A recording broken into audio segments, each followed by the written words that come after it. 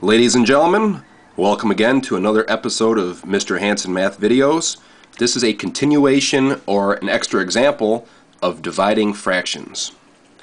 So here we go. How about 2, which is a whole number, 2 divided by 1/3? What does this mean? This means how many groups of 1/3 fit into 2 wholes? How many groups of 1/3 are going to be contained or fit into 2? Well, let's start with my favorite here. Let's draw the picture. Here's one whole circle, 2 whole circles. Alright? So we're going to take the whole thing, okay, both whole circles, and we're going to figure out how many thirds fit into there. So let's do this. Let's take the first circle and break it into thirds, which is 3 equal pieces. And let's take the second circle, which is our second whole, and split that into 3 equal pieces. Alright? Now, let's look at the question again. 2 divided by 1/3. How many third size pieces fit into 2 wholes? Well, here's our 2 wholes. How many thirds fit in there?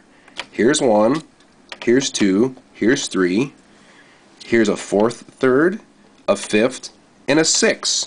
So how many third size pieces fit into 2 wholes? 1, 2, 3, 4, 5, 6. The answer is 6.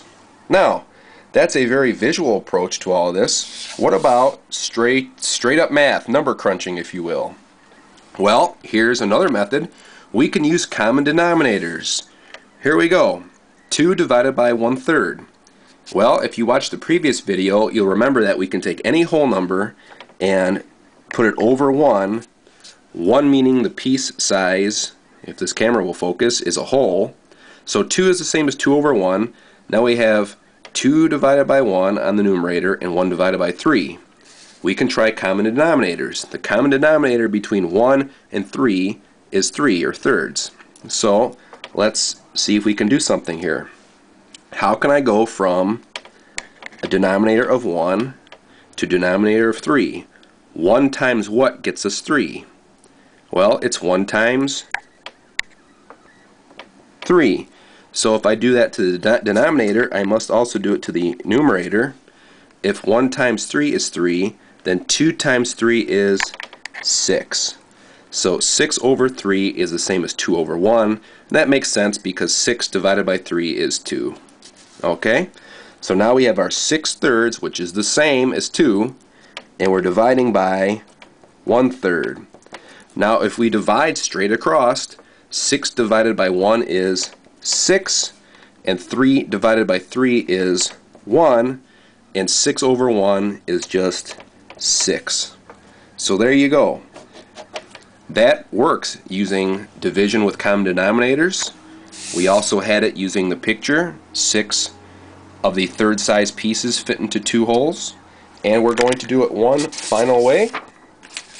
We can also multiply using the reciprocal. The reciprocal is like the flip of a number.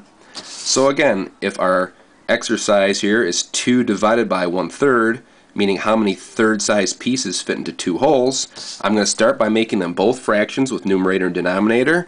2 is the same as 2 over 1, and we're dividing by 1/3. Now, this method is kind of nice because instead of finding common denominators, you can just multiply. So we always start with the first fraction. You never mess with that one. 2 over 1, we leave it alone. Divide changes to multiply, and you're allowed to do that if you do the inverse process. Remember, dividing and multiplying are like opposite procedures. So if you take the 1/3 and use the reciprocal, which is the flip, 3 over 1, now you can multiply straight across, and it's very, very easy. 2 times 3 equals 6, and 1 times 1 is 1, and quite simply 6 over 1 is just 6. So you can see we are able to do this exercise 3 different ways. We are able to do it once using a picture. We were able to do it again dividing straight across using common denominators, and may I suggest the most successful way would be to make sure that you're using 2 fractions. You change divide into multiply, and you may do that as long as you use the reciprocal. In this case, 1 over 3 gets flipped to 3 over 1. Then you use your multiplication rule straight across. Numerator times numerator, denominator times denominator.